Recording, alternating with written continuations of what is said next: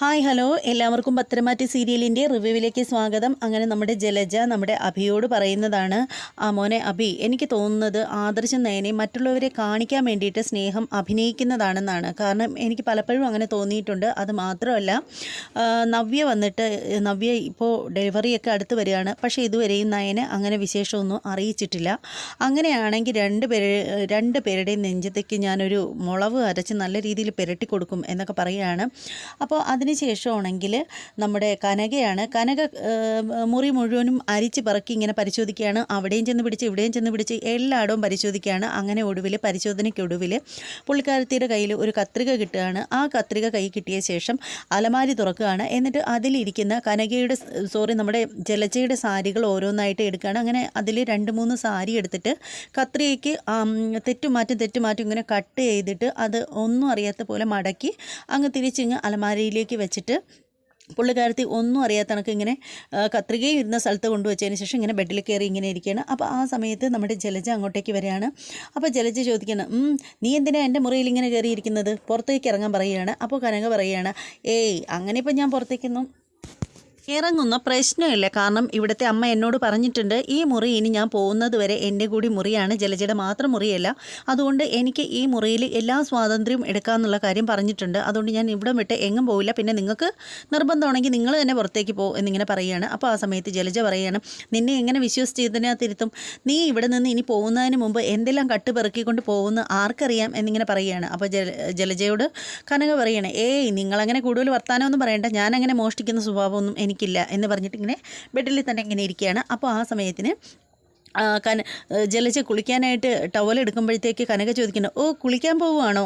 രാവിലെ കുളിച്ചായിരുന്നല്ലോ എന്നിങ്ങനെ പറയണം. അപ്പോൾ കനകയോട് ജലജ പറയണം, അതെ, ഞാൻ രാവിലെ കുളിച്ചത് തന്നെയാണ്. പക്ഷേ മുറിയിൽ വന്നപ്പോൾ നിന്നെയല്ലേ കണ്ടത്, അതുകൊണ്ടേ ആ ശകുനം അങ്ങ് മാറട്ടെ എന്ന് കരുതിയിട്ട് ഞാൻ കുളിക്കാൻ പോവുകയാണ് എന്നിങ്ങനെ പറയുകയാണ്.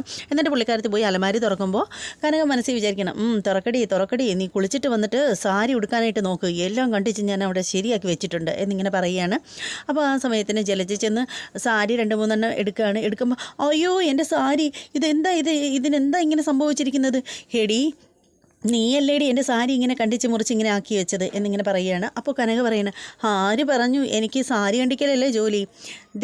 ഇതേ ആ തുരപ്പനല്ലേ, എലി വല്ലതും കട്ട് ചെയ്തതായിരിക്കും എന്നിങ്ങനെ പറയുകയാണ്. അപ്പോൾ ജലജ പറയണേ, നീ കൂടുതലങ്ങ് അഭിനയിച്ച നല്ല പിള്ളയൊന്നും ആവണ്ട, നീ തന്നെയാണ് ഇത് ചെയ്തത് എന്നിങ്ങനെ പറയുകയാണ്. അപ്പോൾ ആ സമയത്തിന് കനക പറയണേ, ഞാൻ മനസ്സറിയാത്ത കാര്യമാണ്, വെറുതെ ആവശ്യമില്ലാതെ ഓരോന്നും പറയാനൊന്നും നിൽക്കേണ്ട. പിന്നെ 2 ദിവസം മുമ്പേ എൻ്റെ സാരി കഴിഞ്ഞ ദിവസം ഇതുപോലെ ഇങ്ങനെ കട്ട് ചെയ്ത് എലി ഇങ്ങനെ കണ്ടിച്ച് മുറിച്ച രീതിയിൽ കണ്ടപ്പോൾ നിങ്ങളല്ലേ പറഞ്ഞത് ഇവിടെ മുഴുവനും എലിയാണെന്ന്? എന്നിട്ട് എലിക്കെന്താ നിങ്ങളുടെ സാരി മാത്രം എനിക്ക് കടിച്ചു മുറിക്കാൻ പേടിയാവോ? എൻ്റെ സാരി കടിച്ചു മുറിച്ചത് എലിയാണെങ്കിലേ നിങ്ങളുടെ സാരി അത് തന്നെയാണ് കടിച്ചു മുറിച്ചത്.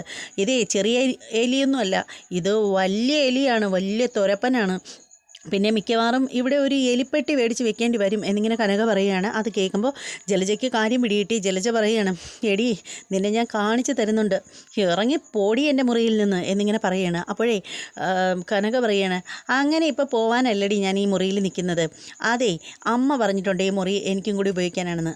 ഇവിടെ ഇപ്പോൾ AC ഒക്കെ ഉണ്ടെന്ന് പറഞ്ഞിട്ട് കാര്യമില്ല, അവിടെ ചെന്നാലേ ഭയങ്കര ചൂട്.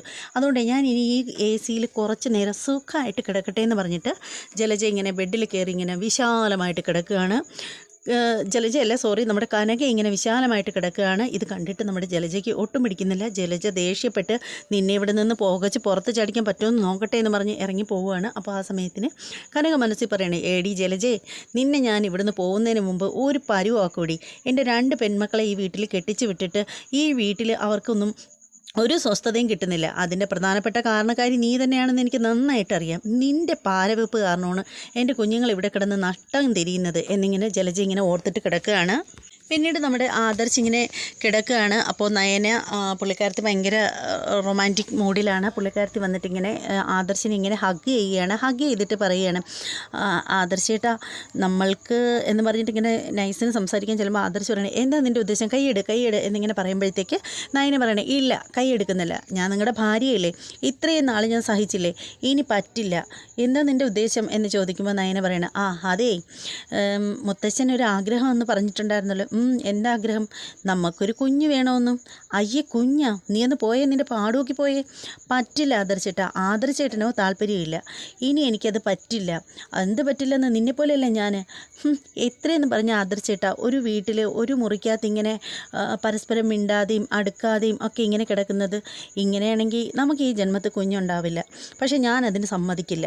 എന്തായാലും ആദർശേട്ടൻ എൻ്റേതാവണം, അതെനിക്ക് നിർബന്ധമാണ്. ഇനി ഞാൻ അതിലൊന്നും വിട്ടുവീഴ്ചയില്ല എന്നിങ്ങനെ പറഞ്ഞിട്ട് ആദർശിനെ അമർത്തി പിടിക്കുകയാണ്. അപ്പോൾ ആദർശ് പിടിക്കാനൊക്കെ ആയിട്ട് ആവുന്നത് പോലെ ശ്രമിക്കുകയാണ്. അപ്പം നയന പറയുകയാണ്, ശരിക്കും പറഞ്ഞാൽ ആദർശേട്ടന് നല്ല ആരോഗ്യമുള്ള ആളാണ്. ആദർശേട്ടൻ ഒരു 4-5 ഗുണ്ടകൾ വന്നാലും അടിച്ച് ഒതുക്കിയിടാനൊക്കെ പറ്റും.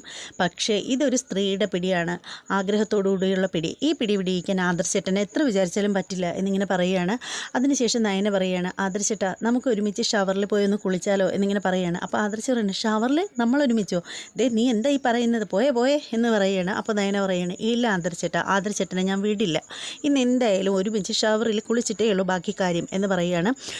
ആദർശ് നയനെ തള്ളി മാറ്റിയിട്ട് ചാടിപ്പറിച്ച് എഴുന്നേൽക്കുകയാണ്. അപ്പോൾ നയന വന്നിട്ട് ആദർശിനെ ബലമായിട്ട് പിടിച്ചിട്ട് വാഷ്റൂമിലേക്ക് കൊണ്ടുപോവുകയാണ്. അതിനുശേഷം ഷവർ ഇടുകയാണ്. ഷവർ ഇട്ടിട്ട് രണ്ടാളും നനയുകയാണ്. നനയുമ്പോൾ 2 ആളിലും ഭയങ്കരമായിട്ട് എന്താ പറയുന്നത്, അവർ ഭയങ്കര റൊമാൻറ്റിക് ആവുകയാണ്. അങ്ങനെ അവർ പരസ്പരം ഹഗ് ചെയ്യുകയാണ്, പരസ്പരം കണ്ണുകളിലേക്ക് നോക്കുകയാണ്. അങ്ങനെ കുറേ സംഭവങ്ങളൊക്കെ അവിടെ ഇങ്ങനെ നടക്കുകയാണ്. ആ സംഭവങ്ങളൊക്കെ കഴിയുന്ന സമയത്തിന് നമ്മുടെ ആദർശ് ചാടിപ്പറിച്ച് എഴുന്നേൽക്കുകയാണ്. അപ്പോഴാണ് നമ്മൾ മനസ്സിലാക്കുന്നത് എന്താണ്, ആദർശ് കണ്ടതെല്ലാം ആദർശ് വെറും സ്വപ്നം മാത്രമായിരുന്നു എന്നുള്ള കാര്യം. അപ്പോൾ ആദർശ് ചിന്തിക്കുകയാണ്, ഈശ്വരാ ഇത്രയും വലിയ സ്വപ്നമോ, ഇത് വല്ലതും നടക്കുമോ ഇനി, എനിക്കറിയില്ല. അവളെ വിശ്വസിക്കാനും പറ്റില്ലല്ലോ. ഇപ്പോൾ ഒന്നത് അടുത്ത് കൂടിയിട്ടുണ്ട്, ഒന്നത് പണ്ടത്തെ കണക്കൊന്നുമല്ല, ഇപ്പോൾ തൊട്ടടുത്താണ് കിടക്കുന്നത് എന്നൊക്കെ പറഞ്ഞിട്ട് ഇങ്ങനെ ആദർശ് ഇങ്ങനെ ഓരോന്ന് ചിന്തിച്ചുകൊണ്ടിരിക്കുമ്പോഴത്തേക്കും നമ്മുടെ നയന അങ്ങോട്ടേക്ക് വരികയാണ്. പുള്ളിക്കാരത്തി രാവിലെ ചായയും കൊണ്ടുവരികയാണ്. അപ്പോൾ ചായയും കൊണ്ട് വരുമ്പോഴത്തേക്ക് ആദർശിന് ചായ വെച്ച് നീട്ടുമ്പോൾ ആദർശ് പറയണത്, അങ്ങോട്ടേക്ക് മാറ്റി വെച്ചിരുന്നാൽ മതി എന്ന് പറയണത്. നയനെ ചോദിക്കണേ, എന്താ ആദർശിട്ടാ വല്ലാണ്ടിരിക്കുന്നത്? ഒന്നുമില്ല, ഞാൻ ഒരു സ്വപ്നം കണ്ടതാണ്. സ്വപ്നമോ? എന്ത് സ്വപ്നം ആദർശിട്ടാ? നീ എന്നെ സ്വപ്നത്തിൽ പോലും സമാധാനം തരില്ലല്ലോ എന്ന് പറയണം. അപ്പോൾ നയന് പറയണേ, എന്നെ ആദർശിട്ടും സ്വപ്നം കണ്ടോ? അതിനർത്ഥം ആദർശിട്ടൻ്റെ മനസ്സിൽ ഞാൻ ഉണ്ടെന്നല്ലേ? ഉള്ള കാര്യമൊന്നും പറയണ്ട. നല്ല സ്വപ്നം വല്ലതും ആണെങ്കിൽ വേണ്ടൂലല്ലോ. പിന്നെ എന്താ ആദർശിട്ട സ്വപ്നം കണ്ടത്? എന്നോട് പറ ആദർശിട്ട പ്ലീസ് എന്ന് പറയുകയാണ്. അപ്പോൾ ആദർശ് പറയണം, അതൊന്നും പറയണ്ട, അതൊരു കുളിയാണ്. കുളിയോ? എന്ത് കുളി? അതൊന്നും പറയുന്നില്ല. അയ്യേ, എനിക്ക് ഓർമ്മിക്കാൻ പറ്റും കേട്ടോ ആദർശേട്ടൻ എന്താണ് കണ്ടതെന്ന്. ആദർശേട്ടൻ്റെ മനസ്സ് കൊള്ളില്ല.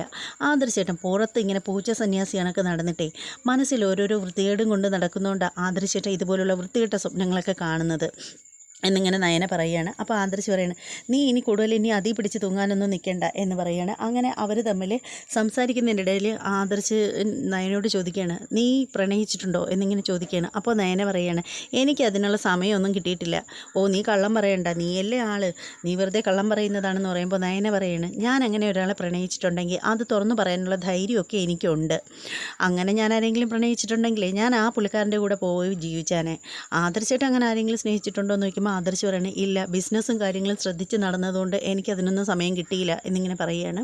അപ്പോൾ നയന പറയുകയാണ്, ജ്വല്ലറി എന്ന് പറഞ്ഞാൽ സുന്ദരിമാരുടെ കൂടാരമല്ലേ, അവിടെ വരുന്നത് മുഴുവനും കാശുള്ള സുന്ദരിമാരായിരിക്കുമല്ലോ, പിന്നെന്താ ഒരെണ്ണത്തിന് തട്ടിക്കൂട്ടാഞ്ഞത് എന്നിങ്ങനെ ചോദിക്കുകയാണ്. അപ്പോൾ ആദർശ് പറയുകയാണ്, ഞാൻ ഒരു ബിസിനസ്മാനെ സംബന്ധിച്ചിടത്തോളം ആ ബിസിനസ് എങ്ങനെയെല്ലാം മെച്ചപ്പെട്ട് കൊണ്ടുപോകാമെന്നായിരിക്കും ചിന്ത, അല്ലാതെ വരുന്ന കസ്റ്റമറെ ലൈനടിക്കാനൊന്നും അല്ല എന്നിങ്ങനെ പറയുകയാണ്. അങ്ങനെ അവർ തമ്മിൽ ഇങ്ങനെ ഓരോരോ കാര്യങ്ങളൊക്കെ പറഞ്ഞുകൊണ്ടിരിക്കുകയാണ്. പിന്നീട് നയന ചായ ഗ്ലാസ് വാങ്ങിച്ചിട്ടിട്ട് പോവുകയാണ്. അതേസമയം നമ്മുടെ മീനാക്ഷി അടുക്കളയിൽ പാത്രമൊക്കെ കഴുകിക്കൊണ്ടിരിക്കുകയാണ്. അപ്പോൾ അടുക്കളയിലേക്ക് വരുന്ന ദേവയാനി മീനാക്ഷിയെ കാണുകയാണ്. എന്നിട്ട് മീനാക്ഷിയോട് ചോദിക്കുകയാണ്, നിന്നെ ഇവിടെ നിന്ന് പറഞ്ഞു വിട്ടതല്ലേടി, നീ അവസാനം ഇവിടെ നിന്ന് പ്രശ്നങ്ങൾ ഉണ്ടാക്കിയിട്ട് ഇവിടെ എന്തൊക്കെ ദുരന്തങ്ങളാണ് ഉണ്ടായത്? നീ ആ 10,000 രൂപ നയനയെ കൊണ്ട് വാങ്ങിപ്പിച്ച് എന്നെ കൊച്ചാക്കിയല്ലേ ചെയ്തത്? നിന്നോട് അന്ന് ഞാൻ പറഞ്ഞതല്ലേ ഈ വീട്ടിൽ കയറരുതെന്ന്, പിന്നെ എന്തിനാണ് നീ ഇങ്ങോട്ട് വന്നത് എന്നിങ്ങനെ ചോദിക്കുകയാണ്. അപ്പോൾ മീനാക്ഷി പറയുന്നത്, ചേച്ചി നല്ല പ്രാരാബ്ധമുണ്ട്, വീട്ടിൽ നല്ല ബുദ്ധിമുട്ടാണ്, നിൻ്റെ ബുദ്ധിമുട്ടൊന്നും നീ ഇങ്ങോട്ട് പറയണ്ട. നിന്നെയൊക്കെ വളം വെച്ച് തരുന്നതേ അവൾ ആ നയനയെന്ന് പറയുന്ന ഒരുത്തി. ഞാൻ പൈസ തരരുതെന്ന് പറഞ്ഞിട്ട് അവൾ തന്നതും അതിന് വേണ്ടിയിട്ടാണ്. എന്തിനാണെന്നറിയാമോ? ഇവിടെ നിന്ന് ഇറങ്ങിയിട്ട് നീ നാട്ടുകാരുടെ അടുത്ത് എല്ലാം ചെന്നിട്ട് നയന പാവമാണ്, നല്ലവളാണ് എന്ന് പറയാൻ വേണ്ടിയിട്ട് തന്നെയാണ് എന്നിങ്ങനെ പറയണം. അപ്പോൾ മീനാക്ഷി പറയണേ, ചേച്ചി അങ്ങനെയൊന്നും പറയല്ലേ ചേച്ചി, നയനമോൾ പാവമാണെന്ന് പറയുകയാണ്. അപ്പോൾ ദേവയാനിക്ക് ദേഷ്യം വരികയാണ്. ദേവയാനി പറയണേ, ഇനി ഒരു അക്ഷരം നീ മിണ്ടിപ്പോവരുത്, മിണ്ടാതിരിക്കടി എന്ന് പറഞ്ഞിട്ട് ഇറങ്ങി അങ്ങ് പോവുകയാണ് ദേവയാനി. നേരെ ചെല്ലുന്നത് നമ്മുടെ നയനയുടെ അടുത്തേക്കാണ്. നയന നിലം തുടയ്ക്കുകയാണ്. അപ്പോൾ ആ സമയത്തിന് ദേവയാനി വന്നിട്ട് പറയുകയാണ്, മോപ്പ് കൊണ്ടുവച്ചിട്ട് മര്യാദയ്ക്ക് അടുക്കളയിൽ പോയി നോക്കടി എന്ന് പറയുകയാണ്.